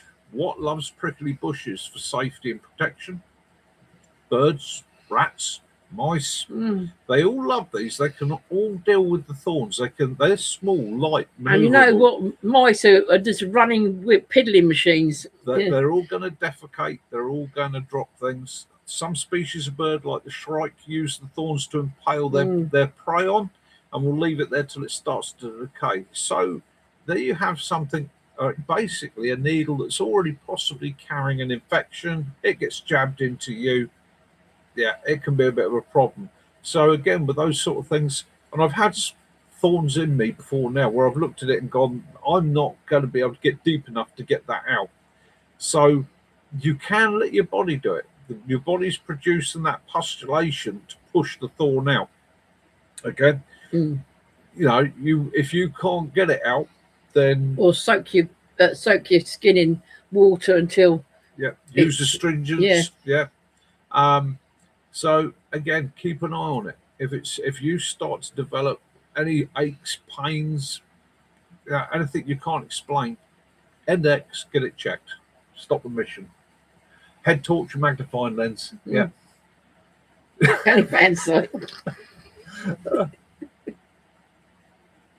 Yeah. Do you want the wide-angled lens or the other? Yeah. Malaria, you don't want to go there. No. In fact, parasites I've had over the years. You don't want any of them. And again, sometimes you here in the UK, you'll go to your GP and you'll say, I've got something wrong with me. I've been out camping, right? And he's going to give you a quick once over and go, yeah, you know, you probably just picked up a bug. It's not a problem. There's some general antibiotics. Go home, rest up, take some paracetamol, drink plenty of fluids, and take it steady for a day or two. You'll be fine. Right. Sometimes you actually need to go back and say, salve with a plaster. Yeah. No, I need a blood test, especially if you've travelled abroad. Okay. If you've been anywhere outside, but he's marrying. Yeah, anywhere outside of your territory, you're not going to know what all the pathogens and parasites are. So get it checked and be explicit. I very nearly died. 20 years ago now when I had Lyme's disease, and leptospirosis. Longer than that, yeah. About 25, 30 years ago. I very nearly died. I'd been bitten by a shrew. You rescued it, didn't you? Yeah, and thought anything of it. It was a shrew in a hole, digging out a tree root along a canal. And I was working as a ranger. We were taking this root out, and there's a little hole in the bottom of the hole, and I'm like, well, stop the digger. I like to see anything crushed, and I went down, scooped this vole up to fling him up the bank, and the little blight had bit me on the tip of the finger, and it hurt. It was a hell of a bite, but I flicked him off and did that old, oh, you bastard, you know, what'd you do that for? And thought nothing of it, rubbed it clear, and I said, and about 4 days later, middle of summer as well, I went down with flu.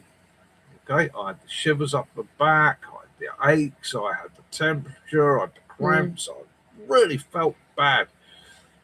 I went to bed, said to Kaz, I've got flu, it's a weird time of year to get flu, but I picked up flu, I know what it is by the aches and the pains and that, get me some Lemsip and that, and I was taking, it wasn't Lemsip, Beecham's, wasn't it? Yeah. So I started taking the Beecham's, there we go, I've got them up there, cold flu relief, okay, so I started taking those. Yeah, they got... And after 2 days, I got up one morning, my skin had gone yellow and my eyes had gone yellow.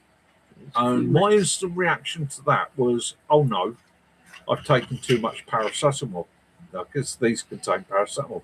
I've overdosed on paracetamol. I know how deadly that is. I'm going to the GP. Found the GP, needed an emergency appointment, walked into the GP's office and said to him, basically, I've got flu. I think I've taken too many paracetamol. And he looked at me and said, I don't think you got flu, because I've had like no reports of influenza at all around here. Wrong time of year, definitely ain't got flu. What do you do for a living? And I said, well, I'm a wildlife ranger on a canal. And he said, looked at me, he said, on a canal, do you come into contact with the water?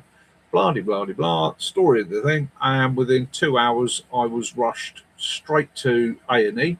They were waiting for me at A&E.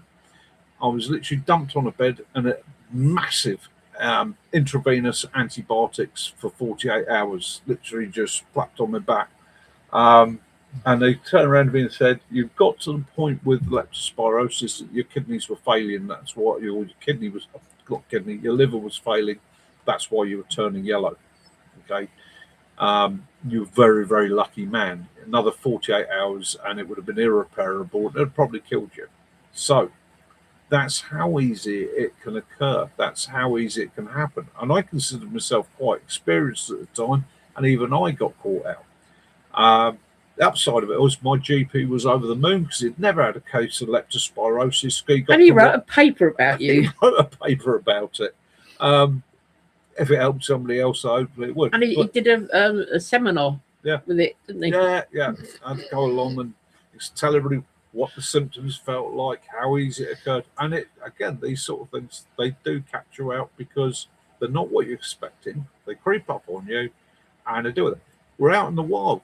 When I was running ranges, I'm out there one day, walking through the heather, whapping the ankle like that, looked down and went, oh no, I'd been bitten by a snake. And I had lovely two beautiful dots on my ankle. I've been bitten by an adder. So I went into, oh no, I've been bitten by an adder. Okie doke, relax, calm down, slow the breathing, keep the circulation happy. It's not going to poison, or it's not going to kill me, but it's going to make me feel extremely rough. Go to the MO. Went to the MO. They had a look. Yeah, it's definitely an adder bite, but you've got no swelling. Went to the hospital. It's definitely an adder bite, but you've got no swelling. Turns out, speaking to the hepatologist, which is a snake expert for any of you that have never heard the word before, and adders invariably dry bite. Okay, invariably what they do, they will give a dry bite, which is a warning. Away. Yeah, rather than waste their venom that they use for food. Yeah, the venom takes them 24 to 48 hours to reproduce, so you'll initially get a dry bite. So what do? I went, it's dry bite. I know what that's all about. Not a problem. 3 weeks later, tag on the leg. Yeah, I'm all ready for that. 3 hours later, I've got a leg like a balloon and it's agony. We've walk. We have got some fantastic pictures of adders and grass snakes because they were a lot of them on the ranges. And actually, I remember once being in the pickup truck as he was taking down the perimeter flags, and he sort of jumped back and curled at the bottom of the flagpole was a black adder. Yeah. And they are something else. They really are stunning. And with adders, the larger snakes are the females. The females are a lot bigger than and can be more aggressive. Yeah, they can. Females. I've been chased by one, and so I went around the corner of his building, and there was a big female adder there. And she was hissing and really carrying on and started coming out towards me. And I ran around there. There was a great big snake, and it was hissing at me. And he went round there, and you had special. Usually picks them up by the tail, but no, he had to use the grabbers with this one because she was not happy. Right now, and we will reiterate this at this point. I was trained by a hepatologist that worked for the MOD. I had a license to handle snakes. Okay, now not recruit ones. Do not handle snakes. No. If you don't know what you're doing, don't pick them up by the tail. Definitely going to get bitten. Okay. There is a proper technique and a method for snake handling. Yes, I was taught how to pick them up by the tail and move them, but there is a specific technique that works with that. It's not just a case of grab it by the tail and pick it up. Okay. It doesn't work with grass snakes. No. They're different species altogether. They can come right up. Yeah, you've got to be able to recognise what they are. If you're in the UK, adders are venomous. It is extremely painful if you get envenomated. It can be extremely serious. It is seek medical help immediately. Very rare anybody dies from it if they don't go into anaphylactic shock straight away. Now, anything that bites you, anything that stings you can cause an allergic reaction.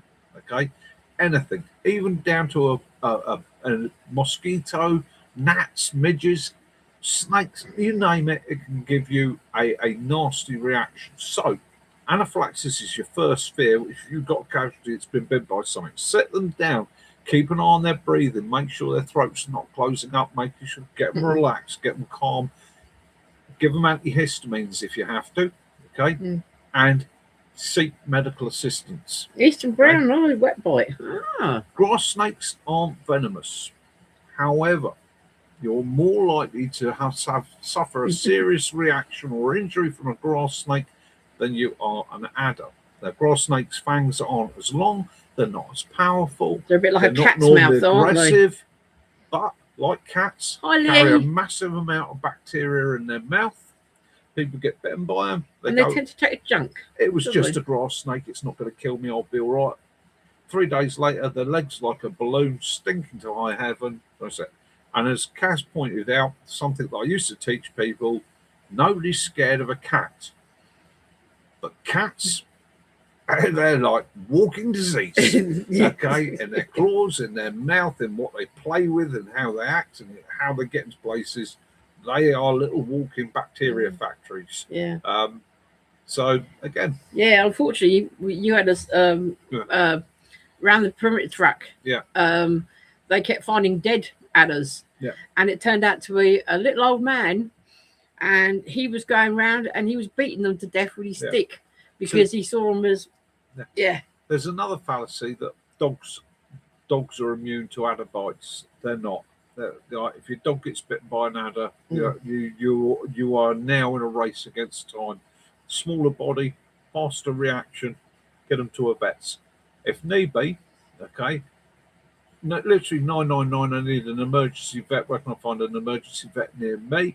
And as soon as you've got a contact number, as you're moving, phone that vet. Okay, tell them I'm coming in with a dog that's got a snake bite. It's been bitten by an adder and it's becoming poorly.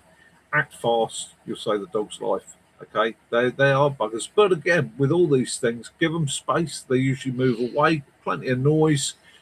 I like walking with a stick. Use the stick to move the undergrowth that you can't see in front of you. Tread heavy.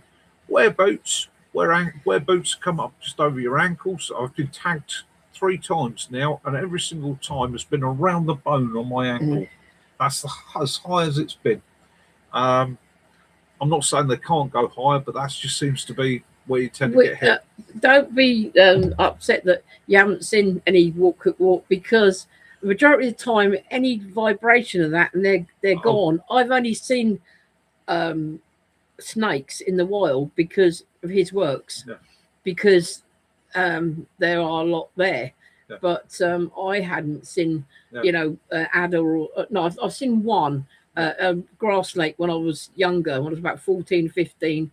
And it was outside my parents' back door, and the neighbour took it away. Mark's just brought up an interesting point, and he's right. The biggest risk to you in the UK is really wasps, hornets, bees, and things like that. But again, bees will always warn you when you're getting near a nest or a swarm. They bump you. Okay, so if you ever find yourself out walking and you're actually finding bees flying into you, you back away. Back away. Turn around. Go back the way you came. That's how bees know that this thing is their death. What they'll do with horses, cattle, large animals, they'll bump them in the face. They'll literally fly into them, bump them, and you'll see the cattle and the horses go, no, I know what's going to happen next. I'm going away. Wasps, however, aren't aggressive. What happens with wasps? Wasps are a bit dim. They're food focused, and what do? We either put that ice cream in our mouth, or we sit on it, or we start batting them around. Okay, I've picked up a wasp before now in a bus because someone kept swatting it. I said, well, you can't. If you keep swatting it, it will sting someone. So I had to get a tissue in the end to pick it up and put it out through the window. Hornets, on the other hand, hornets are aggressive. Okay, hornets are I've seen that too. Simple as that. So they are one to watch. And basically, a hornet is like a flying bullet. Okay. Take it from me, I've had one on the back. If it stings you, you're gonna know about it. And as with all stinging, biting things, I come back to it again. It's anaphylaxis. Okay. Yeah, It like is- sitting down on a wood ant nest. You're gonna know about that Yeah. because Anaphylaxis is a massive allergic reaction. Okay. The first sign you'll normally get of it is a difficulty in breathing. Get the person sat down. If it's a small kid, it's always difficult. that's a good idea, Kiwi. Yeah. What they do is they go into panic mode and they start crying, and it's you've got to try and gauge it. If you're not sure, emergency straight away, and report it as an emergency. Report it as they are having anaphylactic shock. Don't say I think they may be having anaphylactic shock. There is a system in the emergency response. And one of those is if you phone up, you say, I've got a child here that's having an anaphylactic reaction to a sting, all right, they're going to move that much faster. It's as simple as that. Not only that, the treatment is quite simple. So the guys that when they get out the ambulance, especially if they have to travel 100 meters to you, will already have that kit with them. They have a specific bag for dealing with anaphylactic shock. And they will have that bag. And it's an amazing thing to see. As soon as that EpiPen goes in, within seconds, that person will just sort of start to calm down, start to relax. The swelling starts to reduce. It is really quick. And like in the UK, I saw a thing about it the other day because suddenly it reminded me when you're on the beach in the UK, a lot of times in Devon, Cornwall, and things like that, and some of the nice sandy beaches. Is weaver fish. Weaver fish they're not that big. They're little fish, and what they do is they stay in the sand waiting for the tide to come back in again.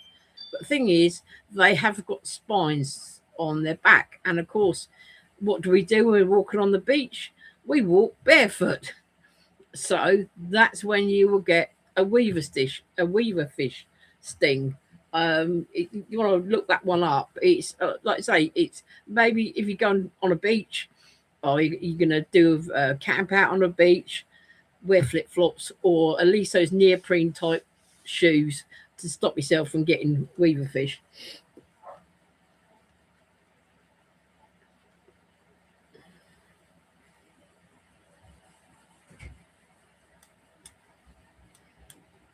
Yeah. Oh yeah. I got a bee sting on my fleshy part of my thumb. I was just mentioning about weaver fish. How the fact that they sit in the sand, and yeah, a lot of people get them on a. We walk down a nice, go put our feet in the sand. Go walking on the sandy beach, putting your feet in the sea. Yeah, and what? So yeah, it's growing up in Cornwall, beaches, loved them. You tend to know the locals because they'll always have something on their feet. Yep. Weaver fish, 3 spines, looks like a little stickleback, lives in the sand. You stand on them spines, it's instant, and it is crippling pain. It is if you've got a kid and they've trodden on it, you're in for the next 5-6 hours of sobbing, crying, screaming, and agony. I showed you. I don't know. I think it might be a lime mane jellyfish in Padstow Harbour. This thing was huge. Yeah, jellyfish is another common one. Yeah, jellyfish. You don't know where the. Ignore the myths. I'll tell you the facts right now. Don't pee on it. No, right? It does nothing. Okay, urine makes you smell. Urine doesn't do anything. Yeah, for the majority of stings. Okay, especially jellyfish. Hot water. Water as hot as you can bear it is the only thing that's going to happen. So when the sting on a jellyfish, the trouble is what they do is if you're swimming, you can get them across the face, across the chest, or arms and legs, isn't it? So jellyfish stings, again, little tiny spines, get into the skin, get into pores, funny enough, and then they hang in there and they inject their venom and they keep injecting it. Each little sting is like a little syringe in its own right. The hot water opens the pores. It also helps to ease the pain, but it opens the pores. It helps to kill off the stings. Poor kids are the usual ones that get it, aren't they? Because it's probably you see the adult, you see a jellyfish, but these jellyfish have such long tendrils, don't they? Yeah. Off them, and you just And again, yeah. so weaver fish, it's the same thing as well. Don't No pee on peeing your us. feet. Hot John said water. he'd paid top dollar for that. Yeah. So yeah, it's Because we're saying about like the snakes and the bees and the wasps and things like that, and then you think about the beach. Yeah. Well, that's where I was stung on the beach. I had a ice cream, yeah, and the bee got me in that part. And when you're most relaxed. Yeah, and what I did I had to do was had my hand in a rock pool, just to it swelled up like a big ball there. So again, all these things can come out the blue. So what do I suggest? One is learn as much as possible. If you're going to a new place, you're going to a new beach somewhere in the world for the first time, you've never been to that area, find out what the local threats and risks are. Don't let it put you off. Find out what they are. If they have weaver fish, which we have a lot of on the south, down in the southwest, a lot at the moment, isn't there? Flip-flops or beach shoes will give you the protection that you require. Simple as that. You can still beach shoes, paddle and flip-flops or jelly shoes. If you're going out into the woods, tick repellent. Okay, good squirt with tick repellent around the base of your trousers. And I get people say, I don't want to put it on my skin because it really irritates my skin. Spray your trousers with it. Spray your shoes with it. Okay, don't necessarily have to get it on the skins. Just give yourself a good squirt. It won't 100%, but it helps to deter the little blighters. Antihistamine is good. Learn what the risks are. If you're going into a snake-rich area, environment, find out what the species are. Find out what the risks are. And find out, if you can, how to treat them. Invariably, my answer would always be the same: emergency medical help. Okay, none of us here are doctors. None of us here are consultants. None of us here are absolute experts. Majority of us have a good level of medical response knowledge. Okay, but it's you're always better off going to the local expert that's probably dealt with it 50 or 60 times a year and knows exactly how to treat it. 3-dog, perhaps you could do because you know about the plantain and that. Yeah. Maybe you could do you can do some videos on like natural things you can put on it, because I know not everyone knows that if you rub a nettle sting with dock leaves, it eases it. But then again, I've noticed now that you used to always say, if you find a nettle, you'll find dock leaves, but you don't so much anymore, do you? That's getting harder to find. Yeah, so it's again, local knowledge is always going to be your go-to. I had it on a movie set 2 years ago. I must have missed that one. I will definitely look at it though. I should look for that one. Thank you, 3-dog. I was on a movie set 2 years ago, working as a driver, and I'd met up with the medic in the morning. I always go and introduce myself to the medic, and I always tell the medic if I've got any issues. Okay? Yeah. Because if anything happens out there, he's going to be the guy dealing with me. All right? So as simple as that. Because I've got a couple of little underlying issues. Go and see him. All right, mate, I'm Mick. How you doing? And I'm chatting away to this medic. He says, you seem to know a lot. And I went, I've got a little bit of a background. I know a little bit. There's my kit in my car. You like a tingly feeling, do you? This is where I've been, what I've done. And he was like, if I get stung by a nettle, I just scratch the skin off. I really, really don't do. But I had Cheshire likes it. I had a call on the radio about lunchtime from the medic. Mick, this is medic. So yeah, what's up? He said, I've got an issue. I need your help. So right, I'm right over the other side of the area we're filming on. So I can't get to you at the minute. What's the issue? He said, right. He said, I've never dealt with one before in my life, but I've got somebody here. Hi, Lavoo. Oh, you naughty boy. He's done it again. Somebody's been bitten by an adder. So I looked at it. I got on the radio. I said, confirm adder. He said, yeah, 100% confirmed adder. He said, know what they look like, and we've got a photograph of it. It's an adder. It's 3 foot long. It was curled up in a path that they're going to bring his horses through, and the guy didn't want it getting trodden on, so he picked it up to move it, and it's bitten him on the arm. Thank you, Mr. Lavoo, you naughty boy. I asked him to send me the picture. He sent me the picture. I confirmed it. Yeah, female adder, 3 footer, big old beast. My next, and this is all in a few minutes. I said, right, how is the guy? And he said, well, at the moment he's sitting on the ground holding his arm, and he says it's really starting to hurt. I said, right, any sign of anaphylaxis? He says, no sign whatsoever. I said, right, indelible marker, ring it and time it. Now, this is important. So any time you've got a suspicious envenomation, okay, whether it be insect, spider, snake, whatever. Mother-in-law. Right, mother-in-law, whatever it is, ring it. Indelible marker. Put a ring around it and write the time, okay? Evening Lavoo. The reason being, if you then need hospital treatment, they can then gauge how fast that venom is affecting your body by how fast or how much it is swollen and how it's affecting you. It's essential. That ring is really important. We got the guy sat down, and he'd been bitten about here on the forearm. He'd actually picked it up halfway along its body, picked it up, and he said, when I first picked it up, it didn't do anything. But when I moved, that's when it came over and it bit me. He said, I put it down carefully. He said, initially, I was like, he said, I saw it bite me. And initially, I was like, wow, does it hurt? That was lovely living Lavoo. Yeah. He gave you your gifted membership. Thank you, Lavoo. He's naughty boy, done 20 again. Oh, you're a bugger. You really are a bugger. And so this guy was sat there. Eventually, I got over there, and he's like, they're waiting for an ambulance to turn up for him. And they've done the right things, get him down, get him calm, get him relaxed. Hi, Simon. Okay. They haven't tried to stop the bleeding. Don't try and control the bleeding or anything like that, or compress or put tourniquets on or anything. Just get him relaxed. Okay.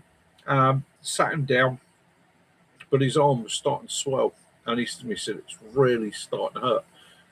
Got a photograph that evening from him, and his arm was twice its size here. It was really swollen up, and they were actually talking about opening the skin up, because you can build up so much pressure underneath it. So it's quite a bad bite. So again, when people say to you, oh yeah, these things aren't poisonous, no, they're not. But the reaction can be extremely painful and extremely damaging. As Three Daughters said, no one ever mentions horseflies. They're like flying tanks, them things. They're bloody horrible. I personally kill horseflies on sight. Anytime I see a horsefly, it gets swatted. If I can kill a horsefly, there's very few things in this world I'm happy killing, but horseflies, yeah, definitely. Yeah, exactly the same procedure, mate. Yeah, you ring it and you mark it and you give the time. It's so important to the hospital, and it doesn't matter where you are in the world either. Any of you guys, anywhere in the world, anybody ever gets a sting or a bite, if it's something you're not sure about or it's starting to cause them a lot of pain, a ring round it. That way it worked with me, because my medication is morphine. Yeah. So what would happen to me? No, you wouldn't. No. So they'd have to give you a measured dose or reduced dose based on when you were taking your morphine. The horrible horsefly flipping things. What else can we cover on that whilst we're on that one? Because it's this is one of my fields, so I do like talking this. Although I say wood ants. Wood ants, yeah. You don't want to be stumbling through a past pine tree and kick the top off a wood ant nest, because they will follow you. I went up to Sticks and did a video with him. We did an overnighter together, and he said, welcome to my woods, into his woods. It was great, beautiful woods. Look down on the ground, and the ground's moving.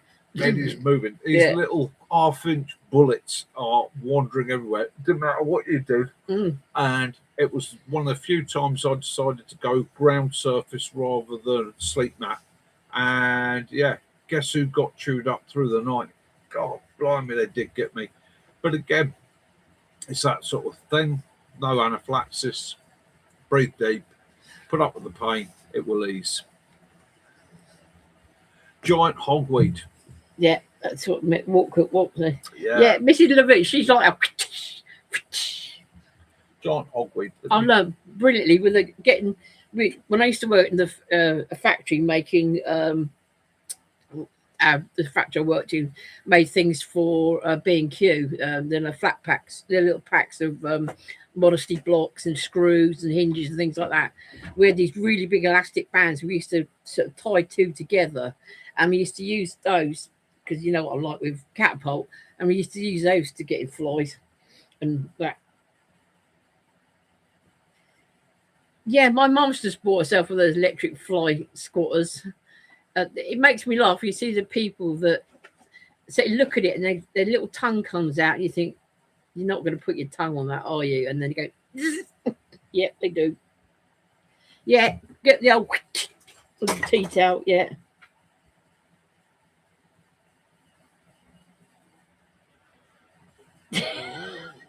Yeah, that. So you've learned.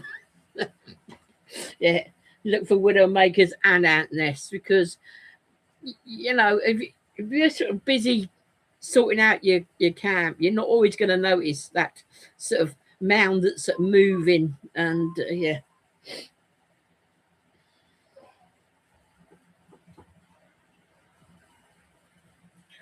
Oh. Yeah, giant hogsweed. Right, I've got the books in the car at the moment. I was right. using it the other day. So right, so giant hogweed likes to grow near water, but isn't always near water.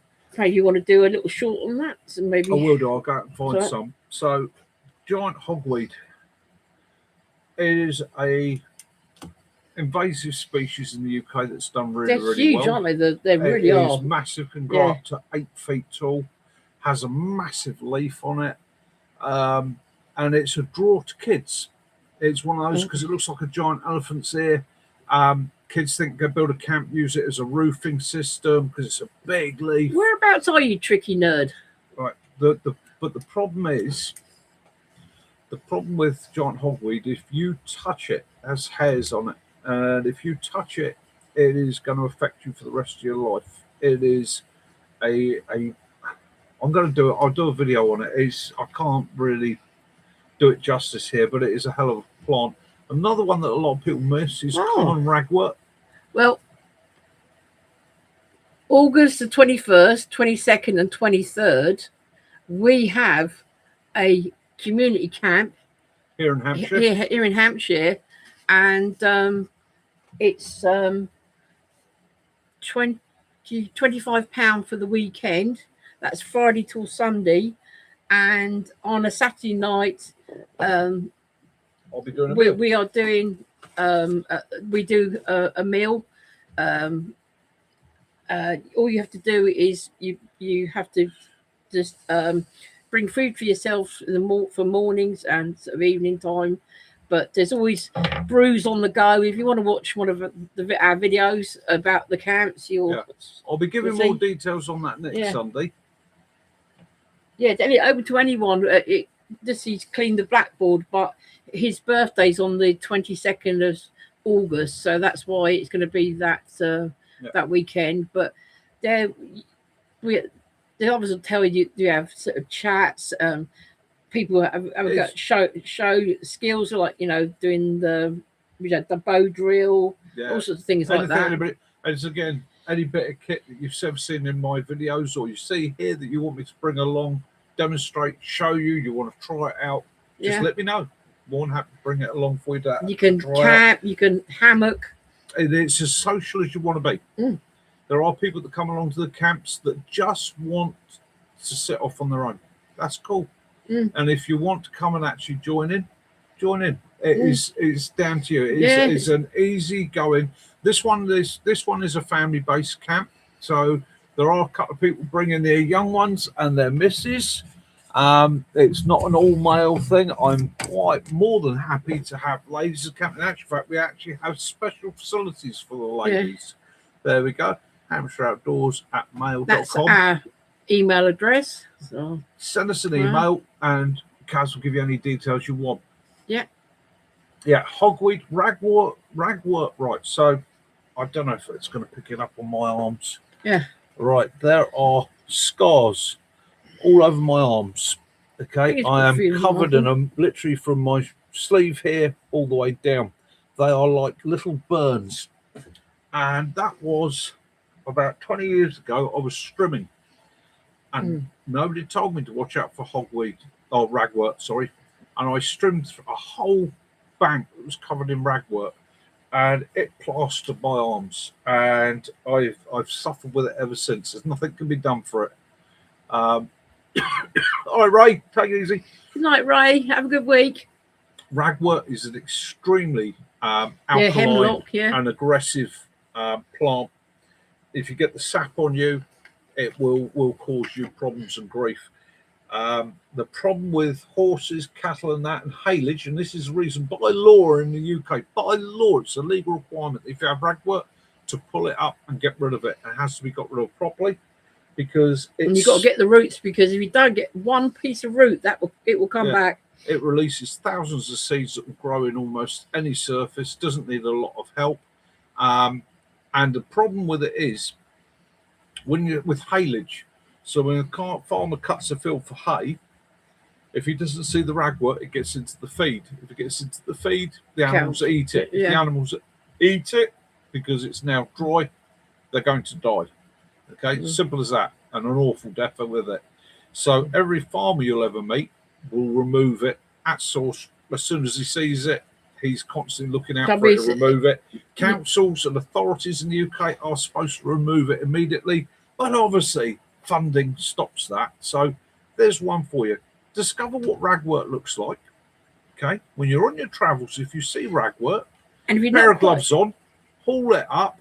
Okay, knock the soil off the roots and hang it up somewhere to dry. Will kill it.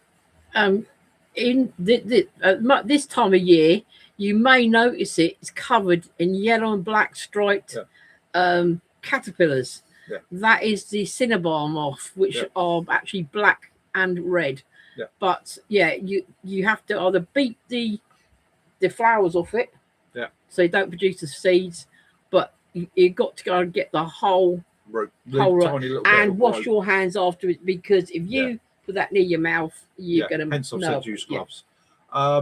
So sticks is mentioned, or a couple of people mentioned hemlock. Yeah, hemlock. Okay, hemlock, absolutely lethal. Often mistaken for watercress. You used to use it for poisoning. Yeah, watercress and parsleys. Okay, people see it and they go, "Oh, I know what that herb is. I'll have some of that." And good night, Vienna. It's still lost herb. Yeah, it's not a good one at all. But it used to be used in ancient times. Hidden Valley's done some brilliant videos. To poison people, get rid of them. Ex Royal Marine. Hidden Valley. Oh no, Hidden Valley. Hidden Valley bushcraft. Yeah. That's it. Down in Somerset, I believe. There is a lot of things. Depending on where you go in the world, it can be insects that are trying to kill you, or animals that are trying to kill you. And we are the same in this country. We have got not so much animals, but our plants. Well, that's the other thing, isn't it? If you're starting out on your foraging path, the important plants to learn aren't the ones that you can eat, they're the ones that you can't. Now, it sounds counterintuitive, but the important plants that you should be out there learning, trees, bushes, shrubs, are the toxic ones. If you can identify it as definitely poisonous, I believe it might have been the red. The one you always see is with the fairies, and that is the red one with the white spot. Amanita. Muscaria. Yeah, that's the one that lady fed to her relatives. Death cat. That's another one. There's any number of. One of the things I don't do is a lot of fungi. I know probably 4 or 5 species of fungi that I'm absolutely confident in consuming and using. One of them looks scary, but absolutely is the most delicious going. That's the Scarlet Elf Cup. That is one of my all-time favourites. It's like that giant puffball one. Is it one that is edible? But it looked to me, it was. It's that sort of thing. It is, but learn. It's not as important to learn the edibles as to learn the toxic ones, and learn to identify the poisonous ones before you even start thinking about what. And you're not quite sure, then just leave it be. And when in doubt, leave it out. Simple as that. Yeah. Well done, Lee Michelle. Yeah. it's not worth the risk. You might think you've got what, the right one, but if you take the risk and it turns out to be the wrong one, then yeah, exactly that. It is. Yeah, got to be so careful.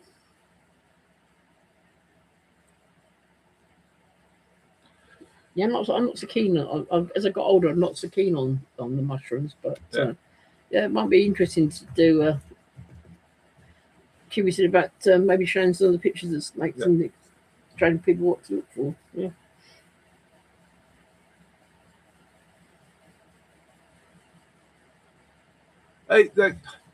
We used to have that, didn't you, in the ranges? It is.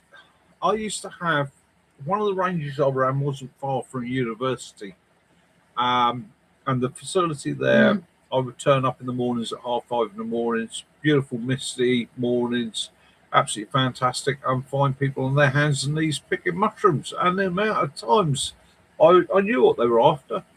I knew the species they were after. I knew where they were. I knew what to look for. But the amount of times I would go through people's baskets and go, well, that'll kill you, that'll kill you, that'll kill you. And they go, really?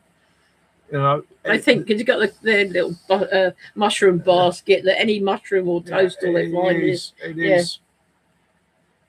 is a very, very tricky thing to do. And Bill's just said that there's so much that we said about that he didn't know. He thinks next camp he'll go to a hotel. even your magic mushrooms, okay? So your common magic mushroom, people sit there, it's a psychedelic, it'll do this, it'll do that, but why? Because the chemicals in it are attacking your central nervous system, right? That's why you're having that trip. It's not, let me give this to you free of charge. There's a price to pay in everything. It's like licking toads. It might be the best trip, but probably going to be your last one. All these chemicals are dangerous, extremely dangerous. They're all affecting the central nervous system, and that's why you get the effect you do. Another thing is you don't know if you're going to it's like bad reaction. Yeah, it is like if someone tries something for the first time, you don't know in your body how your body's going to react to it. It's like, unfortunately, when people try new drugs and that, they die. It's because reaction. Yeah, it's just one of them. They're one of the few. And don't get me wrong, I'm not somebody that is saying that these things are necessarily bad, but you have to have the right knowledge. Meeting Sami people and learning from them was a great movement for me. But again, I would have never have gone out and tried anything without expert knowledge. I'm not saying that I've done drugs and that. I haven't. But again, I wouldn't go to the people. Your mate down the road, John. John. He's every mushroom there is that will get you high. I know more. Well, John's probably going to be found in his pool of his own vomit one day. Don't necessarily take his advice. Go and speak to somebody that is a botanist or somebody that really knows their stuff. Somebody with a lot of experience. The Liberty cat. Okay. Did you hear what Free Dog said? Yeah. About the pizza.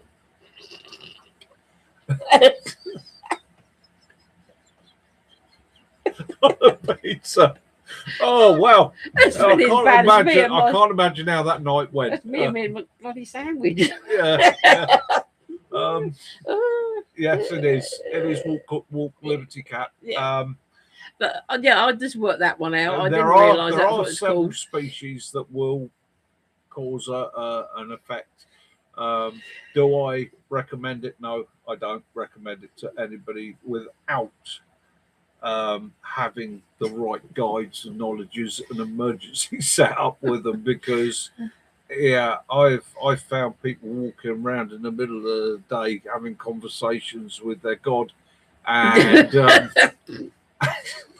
you're trying to remove them to a safe place, and it's a very difficult thing to deal with. And for a lot of those people, it wasn't. I'm not going to bemoan them or belittle them or the rest of it.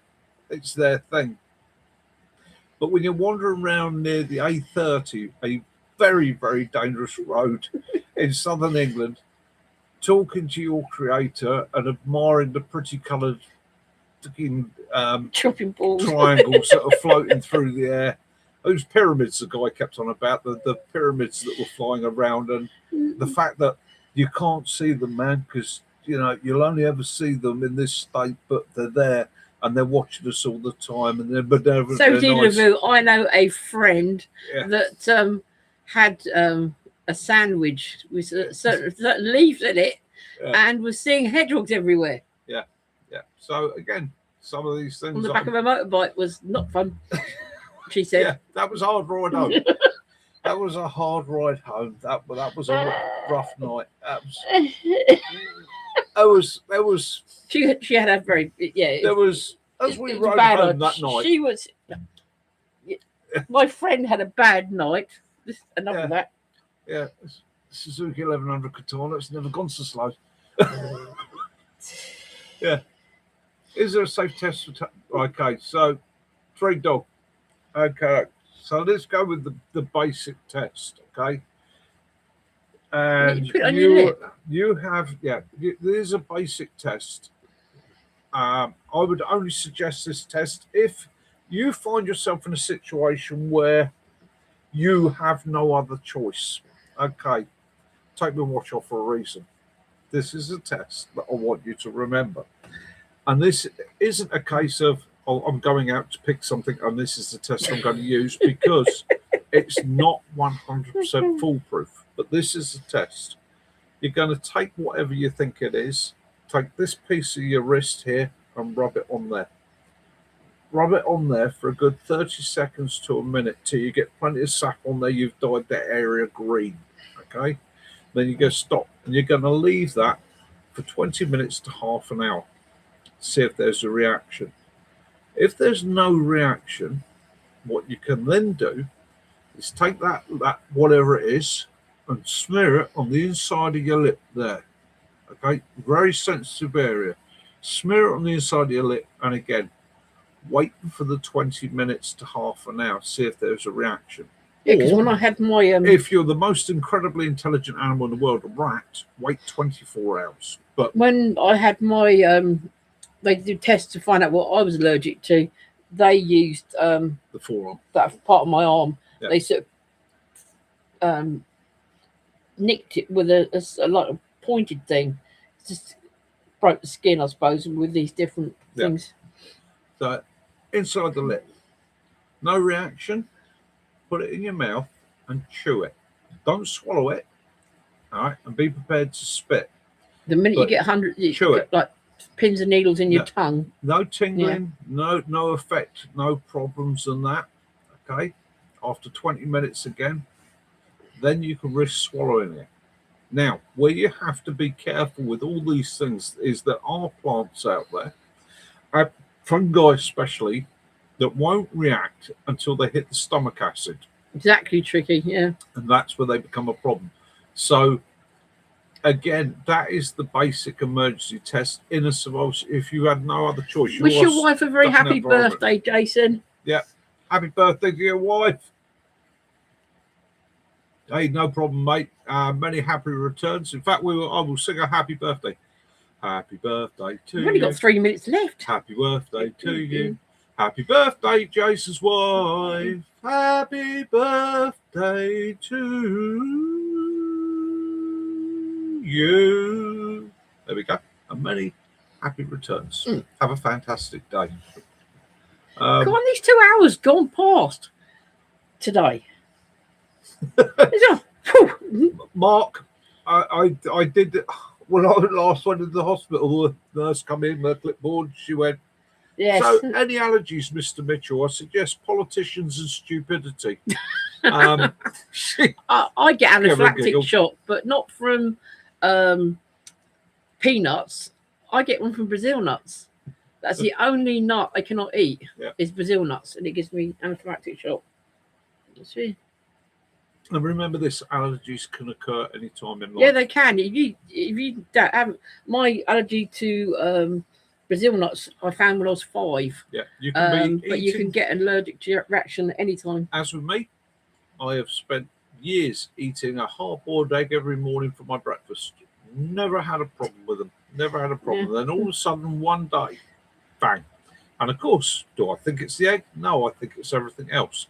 And I go through the whole process and I was find thinking, out I'm pretty sure you gluten-intolerant. had, bread with toast and toast with egg and bacon and that. And it turns out to be the eggs. Mark, thank you very much Mark. for joining us. Nice to see you again. And it's lovely to see you. I'm glad you enjoyed it.